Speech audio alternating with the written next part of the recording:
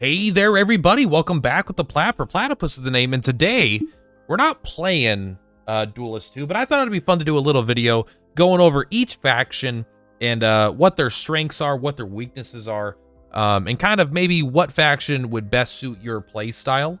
So we're just gonna kind of talk about it. I got a comment from a cool YouTube viewer here, Mr. Joey Anderson. Thank you very much. Basically, he just says, oh, I want to hear meta builds for each faction and strength and weaknesses as well. We're not going to go over meta builds. I'll allow that my videos kind of to go into that as I discover and develop, my decks over time as well. But the overall archetypes in the decks, and at least in the factions, are going to probably remain relatively similar for the time being. So we're going to go from right to left, the opposite order of what I think most people would do, because for a specific reason. But we're going to start with Vanar. So Vanar is all about, it's about control is the simplest way to put it. If you've played Magic, you've played blue, there's a reason these guys are blue. They've kind of got an ice theme, but there's not really a freeze mechanic or anything like that. But control is what they embody in both battlefield strategic control and more of a, like, controlling where things are, where things can go, controlling the space of the board, but also controlling, like, in the sense of Magic, with destroying creatures or moving creatures, things like that. So they have a lot of things. Like, one of their big subtypes is going to be walls. They got a lot of things that generate a lot of walls, so they could really clutter up the board with things that are like 0/2s, that just make so people can't move around or do stuff, right? You're hindering the opponent. And then you do have the ability to, like, take all these walls and give them attack and stuff. Like, these walls can be offensive. Like, we got a 3/3 wall, but a lot of cards that is one card, relatively cheap, put many bodies on the battlefield to control that. But also, you've got some very, very powerful control tools in terms of destroying big single target minions. Single target they are the king of Hailstone Prison. Return a minion to its owner's action bar. Nothing like playing a card for 7 mana that you're hoping will win you the game, and then they spend 2 mana to put it back in your hand, and then you play it again, they play 2 mana to put it back. Like, you just lose, right? This thing is insane. But obviously this card isn't good against small minions. But even against small minions, right, you have things like Chromatic Cold, right? This is both a dispel and a removal spell. 2 damage, not a lot, but it gets rid of some smaller stuff. Dispel is good there. But some of the big ones that are really powerful are things like Aspect of the Fox. Transform a minion into a Fox Ravager. This is huge. This lets you, one, turn your smaller minions or your walls, your 0/2 walls, into 3/3 creatures that could then be used to remove things that essentially have haste because the wall was already in play. Or you could take their big things and turn them into wolves and then just kind of blow them up, which is very, very powerful. Outside of that, I would say they kind of like control. They also have, like, a little bit of ramp. Like, they have some mana stuff going on with them, right? You can There's a card here, right? Both players lose a mana crystal. You have the ability to gain a mana crystal. They got this Vesper synergy going on, which is just kind of more, again, the payoffs are control related, right? When you summon a Vesper, deal 2 damage to an enemy minion. So they just have overall control stuff and ways to transform. Transform is actually kind of a big sub thing there. But yeah, that's kind of basically what you're getting when you're going Vanar. Now, the exact kind of opposite, no, I won't say opposite, but we got Magmar. Oh, sorry, the weaknesses of Vanar. They have no really good AoE. Their AoE is restricted to something like Cold Biter at the end of your turn. General deals 2 damage to nearby enemy minions, which I think is not good. And outside of that, it's really like Glacial Elemental, hoping to kill the stuff. And if you're really desperate and you're running a card like, I think it's Avalanche, 4 damage to all units on your starting side. So you have to be back on your starting side, and this will hit your own units, and it'll stun them. But it's a powerful removal tool, but that's like the only AoE they have. So that's going to be one of their big weaknesses, is if people play lots of minions against you, it can be really hard to deal with them all. Magmar are Godzillas, right? They're the lizards. They've got, think of evolution. They don't have an evolution as a mechanic, but that's kind of like the idea, right? They've got rebirth on a lot of their minions. They've got and that's when they die, they drop an egg, and then the egg can hatch into the copy of this minion. So they have to remove this, and then they have to remove the egg. Otherwise, they didn't remove this at all. They're all about having like a lot of ramp as well, but it's not like the Vanar where they get mana crystals. This is about dealing damage to your creatures in order to make them cheaper. Deal 1 damage to your minion, cause it to, you know, you can play it for 1 less. Deal 2 damage to a minion, cause it to, you know, be 2 less mana. So you could ramp out really big minions really quick, and that's kind of the bread and butter. They've got big minions. They got chonky boys, right? High attack, 7-2, 4-2. This is not high attack, but this is a rush guy. This is a very aggressive card. They've got some very powerful grow mechanic, right? They get attack and health every turn. Rebirth, sticky minions, big minions, powerful minions. That's kind of what they do, right? Like they've got this huge top end. But at the same time, they also have some really, really powerful removal tools, especially because of who they are as a faction. Because you have things like give a minion +2/+2 for 1 mana, the spell Natural Selection becomes incredibly powerful. Destroy a minion with the lowest attack. 2 mana, hard removal. As long as your opponent has the smaller minions, this thing is ridiculous. So powerful, especially early game, but even late game, if you could trade off minions tactically, you can make pretty big minions die to Natural Selection. So very, very good. They also have wonderful removal in the sense of, actually, you know, Tremor is actually pretty good. You could use this on turn 1 to stun the enemy general. That way they can't move forward towards the gems, and you can kind of eat all the mana gems to yourself. Kind of a meme play, but I think it's actually pretty good. Outside of that, they also have, what are some of the best removal tools I'm looking for? Egg Morph. Egg Morph transforms a minion into an egg, which is a 0/1, and then you just kill it with literally anything.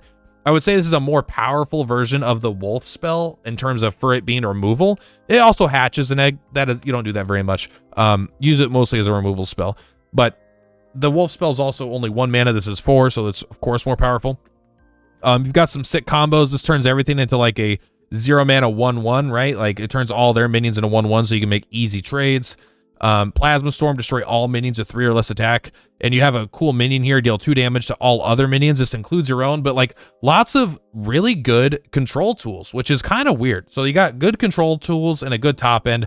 It's all about being the bigger Godzilla. Very powerful high attack artifacts. Twin Fang just absolutely destroys. This thing gets huge very fast. Every time you're an ally takes damage, you get 2 more attack. It breaks pretty fast, but if you have like 2 or 3 allies out, this thing will get huge quick, especially with the claws. So that's kind of what they're about. If you like Godzilla, you're probably going to like Magmar. They're very, very cool. Abyssian, classic. Warlock. Think of Warlock. Think of Necromancer, Summoning, Minions, Darkness. You know, it's all these names. It's all about waves and waves of minions. You know what? I forgot Magmar's weakness. Magmar's weakness, I think it's like,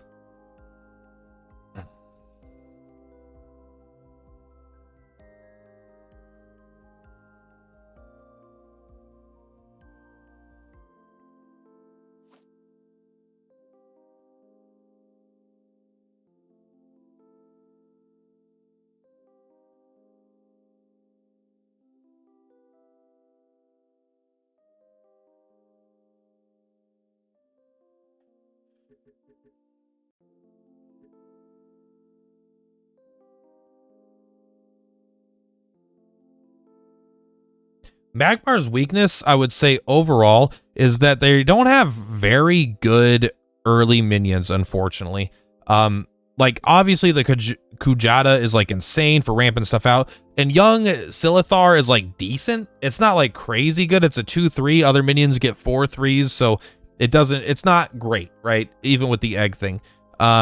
But like really the 7/2 kind of sucks. The guy that grows is fucking terrible. They give a nearby minion +2/+2 is average. The grow mechanic in general just sucks. So they start getting their really good minions at 4 mana and up, right? Like these are all pretty good in that. But in the early game, you're really struggling to use your creatures to take control of the board, which I think is probably intentional because their later game creatures are so good. Now, Abyssian. What do we think of when you think of Abyssian? Warlocks, Necromancers, Summoning, Darkness, all this kind of stuff. If you're thinking Necromancer, you know exactly what this faction does. It summons waves of little guys, and it has ways to basically it has ways to kill those little guys or to utilize those little guys to win. And it's not just like you attack them with 1/1s. That's possible, but you have things like the Death Watch, right? Every time one of your little 1/1s dies, you get when a unit's destroyed, this gets +1/+1, right? But you have a card here, summons 3 1/1s. Very similar to the wall mechanic, but these are minions that can move and attack, so they're not nearly as stuck, you know?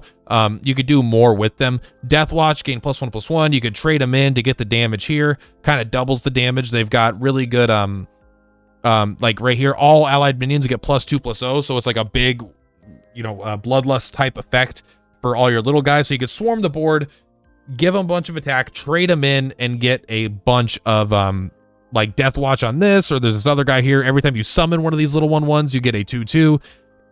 This guy gets +2/+2. Every time one of these 1/1s dies or anything dies, you get a 1/1, right? So it's like lots of ways to swarm the board. Tons and tons and tons of minions.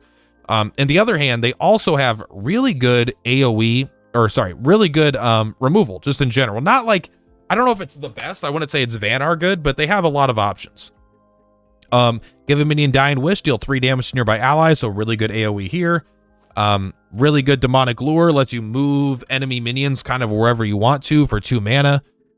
You've got things like, I mean, this is pretty good removal too. Spectral Blade, you give your hero +2/+0, and then you kill something, you heal 2. So a lot of times this will be like you won't lose any life, and you can even gain life sometimes. And then they've just got simple, powerful things, 2 damage to all things. And what's the one I'm looking for right here? Like destroy a minion, right? They have destroy a minion here, and then they have, and you get a Wraithling. And this is the opposite. This is destroy an allied minion to destroy an enemy minion. So lots of good single target removal, decent AoE removal, not like crazy, but it's like pretty darn good. And overall, I would say is a very powerful faction, and really lets you live that like necromancer style dream. They even have some ramp and some like big boys, right? I would say their weakness is that their big boys aren't that big or that powerful. They are kind of cool, but they're not absolutely insane. And one of your weaknesses is that you are very susceptible to other classes AoE. If your little guy, if they have good ways of clearing your little guys on turns you're not ready, it's almost like you need a setup turn and then to kill them. A lot of times it's hard to develop things and then start killing them. Like you kind of need to get a bunch of little guys out, then buff them all to go attack, or you need to get a bunch of little guys out and then trade them in to get this guy to attack, or you need to get a bunch of little guys out, you know, or XYZ. Like you have to do, I feel like, a lot of setup. And so I feel like they could be interacted with pretty well, but I've seen some tempo versions of this deck that do pretty good even without that. But again, I would say that's one of their weaknesses, at least in my eyes. They have pretty good healing though, and they actually have some ramp, but I always feel like I need a setup turn to actually get it. I'm like, please don't answer all my stuff this turn. Oh, they did. All right, let's try to set it up again. All right, please don't answer all my stuff this turn. And then if they do, then I'm just like, shit, I've lost because they out-tempoed me because they had big stuff and I was spending my time trying to set up for a big turn that I never got to have. Vetruvian. I will say overall, this is my least favorite of the factions, although not flavor-wise. I really like almost everything about this faction. But these guys are, I don't want to say like Egyptian, but it's like sand, pyramids, artifacts, elementals, dust elementals, things like that. That's kind of like the whole idea of what they are and what they do.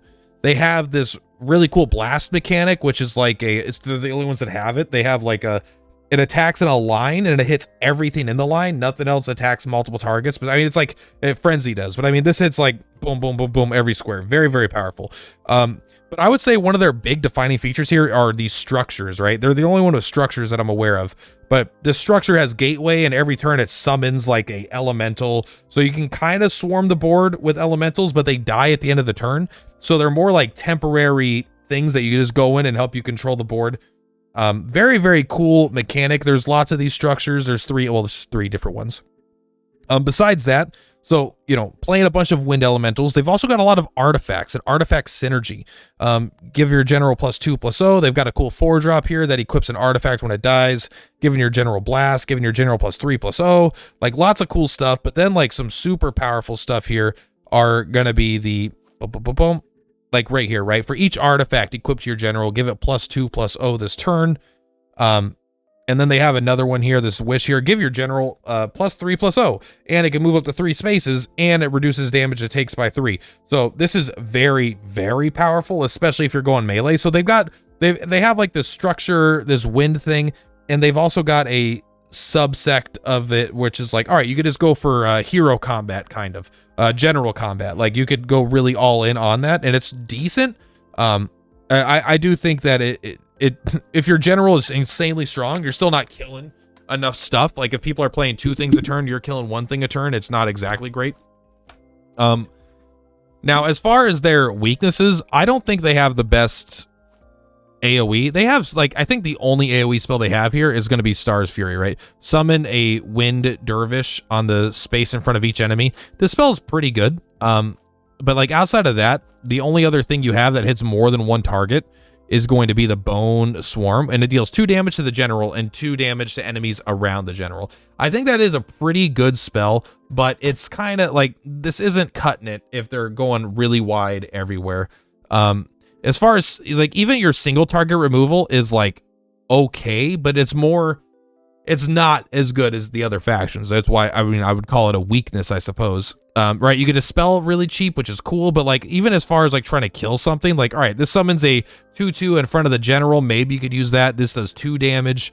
You know, Sand Trap makes it so you can't move, so hopefully you can get around it. You can hit them really hard with your general, but like you're not really getting to hard removal until 4 mana, and it has to be next to your general, so you have to go up next to it and hit it, which is not very good. And then you have like Dominate Will. So I would say that overall their control options are pretty weak. They have a hard time controlling the board, and I don't think they have a great time with tempo either. Their stuff is all like not super strong. I do feel like they're kind of reliant on these structures to get a lot of value. Summon, kill a thing, summon, kill a thing, so you get an advantage over time. But not my favorite, but I know that a lot of people really like these guys, and flavor-wise, I really like these guys. Songhai. Songhai is red in Magic the Gathering. Very, very simple. They are about burning things and manipulating the battlefield, and they're hasty and they're fast, and they could do all kinds of cool things. Controlling where things are on the actual battlefield itself is a huge part of their element, right? The ability to swap positions of 2 minions. That means any one of your minions, or any minion with any minion. It could be your minion and your minion, your minion, their minion, their minion, their minion, their minion, your minion, yada, yada, yada, yada, yada, yada. Anything you want to mix, this is it. For 0 mana, by the way, you could just change the position of things, so it is very, very powerful. Lots of 0 mana spells. These are spell slingers, or they basically, like, the 2 main ways they go are spell slinging, where you just like cast, you have a card that's like, you deal damage every time you cast the spell, or something like that. Or you have like this Blood Rage Mask. When you play a spell, deal 1 damage to the general, and then you just go Mana Vortex, you know, and then you cast this other spell that's like, I draw 4 spells, or I draw 3 spells, and those spells are all 1 cheaper because I have this other card, and then spell. So it's very fun. That's a very inconsistent thing to do. You have to survive so you have enough mana to actually go off. But things like 8 Gates help you get there by turning, because you have this really weak spell that does like 1 damage to everything here, but that makes it 3 damage, so it's much better at actually controlling the board. But so that's kind of like the spell slinger route. The other thing they do is they actually have some range minions. No one else has any range minions in their faction, so that's kind of cool. But they have like this whole backstab mechanic, which is a very big part of their identity. There's only 3 backstab minions, but they're all very powerful. A 2/3 backstab 1, a 3/3 backstab 2, and a 3/5 backstab 3. Backstab means they have to get behind them, they deal the damage, and then they don't get counterattacked. So very, very powerful. These cards are all designed very specifically to go with your 0 mana cost, your inner focus, activate an ally with 3 or less attacks. So that means like you could have this guy attack, activate it again, and then have it attack a second time. Or like you play the Scarlet Viper for 0 mana, you basically give it haste. They can fly anywhere on the battlefield, hit something for 6. Very, very powerful card. So they kind of have like, this is really good with the manipulation of where things go. And then they also have things that just hit them really hard with spells. Their weakness, nothing is that survivable. Like, I just feel like you have, everything's kind of floaty. You're really relying on your cards to remove shit fast. Like sometimes, like they would play like, you know, even against Magmar, it's like, all right, they have the 4/5 in play. Like your single target damage, your removal is all damage based. You don't have anything that says destroy. Everything is like a damage number. So you're just like, if something has 5 health, you're like, well, fuck, that's like 2 spells, 3 spells. If something has 6, 7 health, you're just like, I hope I can ignore that because I'm never going to kill it. You'll have to use something like Celestial Phantom, which isn't even a good card in my opinion. to get like to kill those things. Everything is very hard to remove on the high end, but on the low end, it's pretty easy to keep things in track. Like if someone is playing high, like things with good effects that are cheap, it's pretty easy for you to spare the mana to remove those. But overall, I would say their top end is a little, or sorry, their ability to control the game the later it goes is very bad. They definitely want to get in and kill the opponent by going off with spells before things get out of hand. Now, Lyonar, this is the, normally I would say this is the Jack of all trades, master of none thing. However, I think they're the Jack of all trades, master of all faction, honestly. They're rank and file soldiers. They're I would say if you were like to make a paladin, but they're also just like, they feel like the base faction of the game almost, right? They got a little bit of everything. They've got some removal. They've got cool artifacts. They've got healing. They've got good damage spells. They've got good like minions. They don't, in my opinion, I don't think they really have a weakness. Sorry, I got the hiccups. They're good at basically everything. They could stun a unit for 0. I mean, some of this low stuff is not great, but I mean, that's like fine. But they have some of the most insane powerful cards in the game. They have clarity, which is basically like the ability to act twice. They have this whole healing sub thing. But they've got like True Strike, right? 2 damage to a minion. That's decent. Heal for 5. This is fucking sick. That's huge. Their 1-drop minion kind of sucks. But after this, everything gets really, really good. Martyrdom. 2 mana. Destroy a minion. You do heal the general for the amount of health the minion had. But who cares? You get to destroy whatever the fuck you want. Unless it's like the last 2 turns in the game and you accidentally, or, you heal them 10. That sucks. But like, whatever, man. That is like so cool. Very powerful. It's like you need this card in the decks. It answers everything, and it for 2 mana is incredibly efficient. It's even better than putting it back in their hand most of the time. Sunbloom. Dispel all spaces in a 2x2 area. Super powerful. Destroys walls and things like that. They can have the ability to go wide. I don't think this is very strong. But yeah, Windblade Adept. Zeal. This is basically a 2 mana 4/3.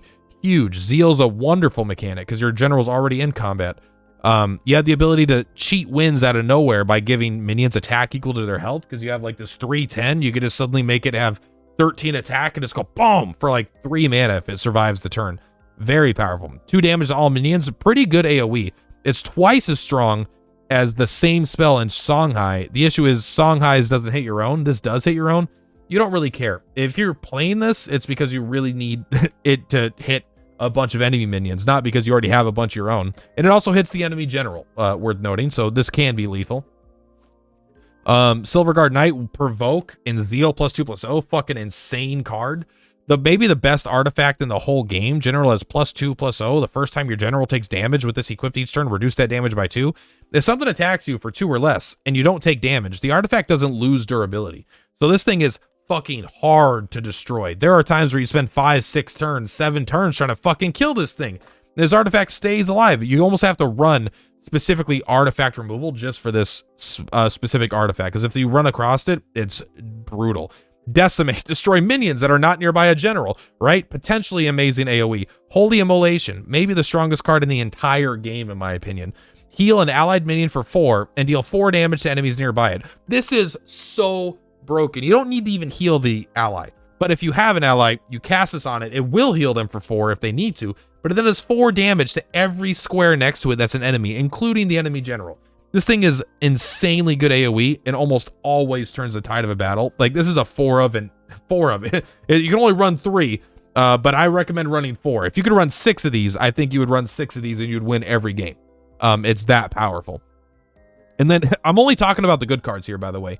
And so we got Sunriser. When a unit is healed, deal 2 damage to nearby enemies. This card could be a little hard to resolve and sit on the battlefield for a turn, but if it survives the turn, I mean, you just lose to it most of the time. Like, this thing will just suddenly then, like, you play it, there's like, all right, 4 damage to everything around it, including, it's the same thing. It's like having a holy immolation on a body. I still think Holy Immolation is better because it doesn't need to survive. It just does the effect. But this card absolutely can win you games as well. Very, very, very powerful.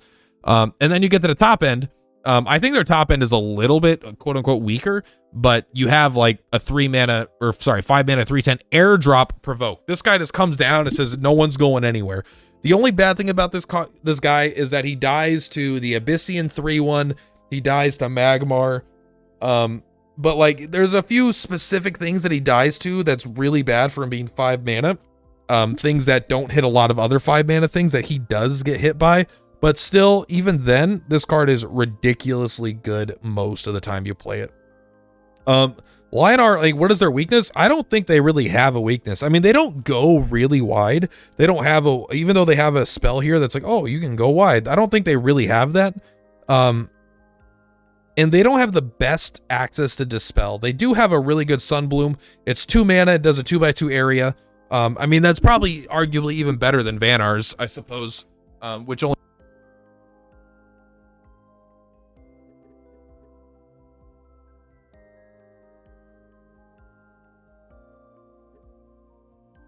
said. With that being said, that's everything. So we went through it. Hopefully this video wasn't too long for you. Hopefully it kind of makes sense. I thought it'd be fun to talk about the different factions, and I do think Lyonar could use a little bit of tuning to bring it back a little bit. I think there's like each faction might have like 3 cards or something that should be pulled back in power level. They're just a little bit too high right now. But I think Lyonar stands out the most as like, this is ridiculous. What the heck? But that being said, I had a good time. Much love. Purplatypus is Purplatypus. I will see you in the next video. Peace.